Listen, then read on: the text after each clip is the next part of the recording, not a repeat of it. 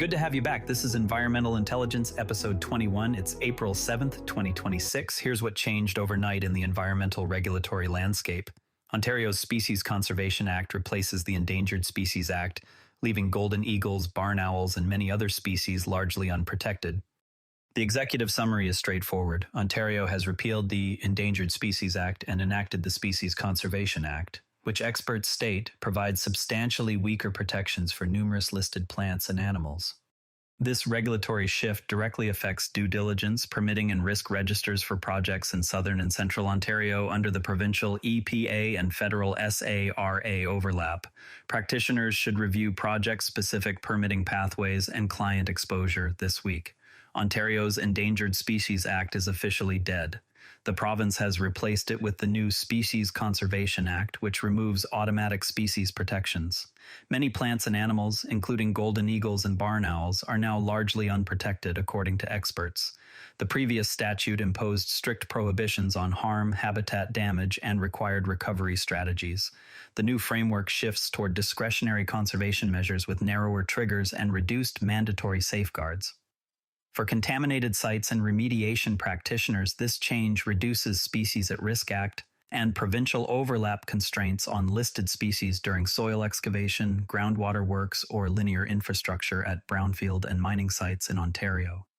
Projects that previously required lengthy permits or habitat offsetting under the old Act may now proceed with streamlined or voluntary measures. Federal SARA listing status remains unchanged where it applies.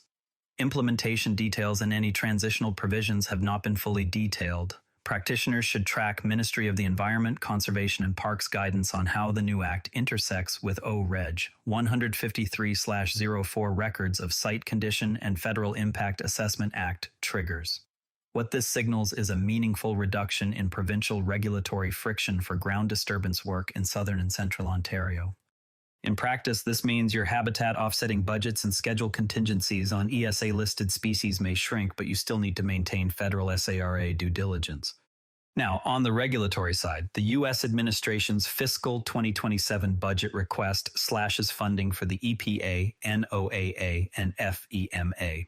This continues the defunding of climate, environmental protection, and renewable energy programs. While not a Canadian regulatory change, the move reduces U.S. capacity for cross-border air and water quality modeling, Great Lakes monitoring, and PFAS research. Canadian jurisdictions, including BCCSR, Alberta EPEA, and Ontario EPA, routinely reference that U.S. work for harmonization. Canadian practitioners supporting transboundary contaminated sites or climate adaptation projects should anticipate slower U.S. data releases and potential gaps in joint CCME-aligned data sets. This is worth watching because many of our risk assessments and remedial designs lean on that shared information. Separately, a suspect in the hacking of climate activists has been extradited to New York. Amit Forlit faces charges. He ran a global hacking operation on behalf of a Washington lobbying group targeting environmental lawsuits against oil companies. The case has no immediate Canadian regulatory impact. It does highlight litigation risks around environmental advocacy data that may intersect with Canadian Contaminated Sites Disclosure Obligations or CEPA whistleblower provisions. On the science front, new research shows the Antarctic circumpolar current did not form the way we thought. The current required the alignment of shifting continents and powerful winds, not simply the opening of ocean gateways to reach full strength.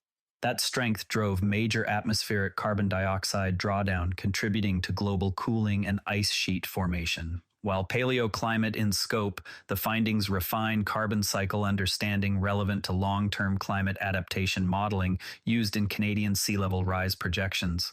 The work also informs coastal flood risk mapping under Fisheries Act authorizations and British Columbia's sea level rise planning guidelines. Practitioners supporting coastal contaminated sites or mine closure plans in Atlantic and Pacific regions should note improved constraints on century-scale carbon sequestration rates. Another study indicates climate change is turning algae at the bottom of the food chain into junk food. Warming waters and altered nutrient regimes are reducing the nutritional quality of foundational algae, with measurable declines in essential fatty acids that propagate up the food web.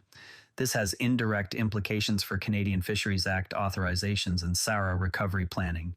Baseline productivity data underpin habitat offsetting calculations or risk assessments at oil sands, mining, or pulp mill sites.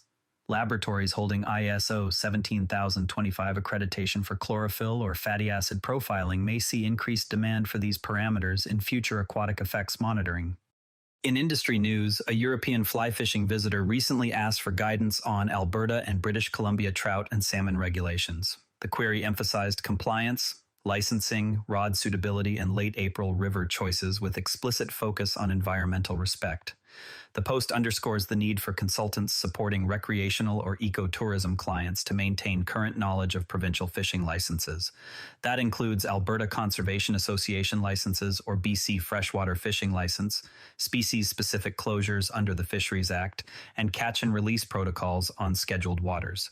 Late April in both provinces typically features high water from snowmelt. Practitioners should advise clients on site-specific WHMIS and spill response requirements if guiding near remediation or contaminated sites projects.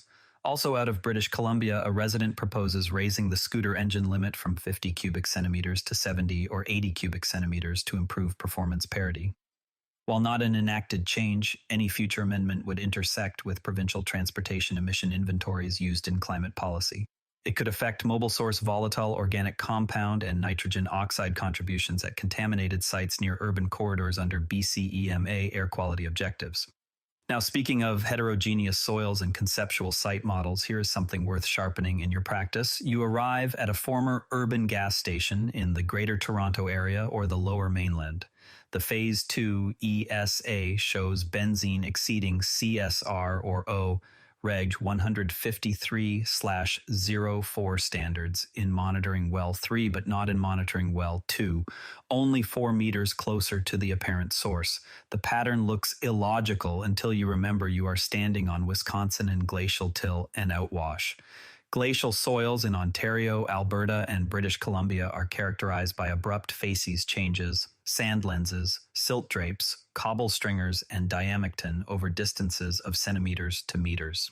These create preferential pathways that can transport dissolved BTEX or PFAS plumes tens of meters away from the source while leaving adjacent soil or groundwater untouched. BCCSR, Protocol 4, and CCME Tier 2 risk assessment both require practitioners to characterize this heterogeneity rather than assume uniform advection dispersion. The experienced practitioner walks the borehole logs against the driller's notes for refusal, boulders, or sudden color change. Then they overlay slug test hydraulic conductivity data and grain size curves before deciding on additional delineation. They also insist on continuous core or cone penetrometer testing where budgets allow because split spoon samples miss the thin, high permeability seams that actually control transport. The most common mistake is treating non-detects in nearby wells as evidence that the plume has attenuated or that the source has been missed. That leads to under-designed remediation systems or flawed monitored natural attenuation justifications. The fix is straightforward. Always construct a facies-controlled conceptual site model supported by at least one hydraulic conductivity profile per geologic unit before submitting the risk assessment or remedial action plan. If you are working on projects in Ontario, review current ones against the new Species Conservation Act to determine whether previously required Endangered Species Act permits or habitat banking obligations have been removed or altered. Update transboundary project risk registers to flag potential data gaps from reduced USEPA, NOAA, and FEMA capacity on shared watersheds and airsheds. Confirm that glacial heterogeneity is explicitly addressed in all active Phase 2 ESA and risk assessment reports for BC, Alberta, and Ontario sites. Schedule additional delineation where conceptual site models remain source pathway receptor simplistic. Brief clients operating in Ontario on the regulatory relief offered by the Species Conservation Act while reminding them that federal SARA obligations are unchanged. For the week ahead, monitor the Ontario Ministry of the Environment, Conservation and Parks between April 10th and 17th for any transitional guidance or regulation filing under the new Species Conservation Act. April 15th brings the BCCSR annual reporting deadline for Schedule 2 contaminated sites, internal tracking only. April 22nd is Earth Day, when several federal and provincial departments traditionally release updated guidance or data sets. Watch the Canada Gazette and provincial registries. April 30th marks the end of the current CCME comment period on several draft aquatic guidelines. Confirm exact closing dates on the CCME website. Before we wrap, tomorrow watch for any early guidance from the Ontario Ministry on how the Species Conservation Act will be applied at active remediation sites. That's environmental intelligence for today. If this briefing is useful to your practice, share it with a colleague and subscribe wherever you get your podcasts. We're back tomorrow. Have a productive day. This podcast is curated by Patrick but generated using AI voice synthesis of my voice using ElevenLabs. The primary reason to do this is I unfortunately don't have the time to be consistent with generating all the content and wanted to focus on creating consistent and regular episodes for all the themes that I enjoy, and I hope others do as well.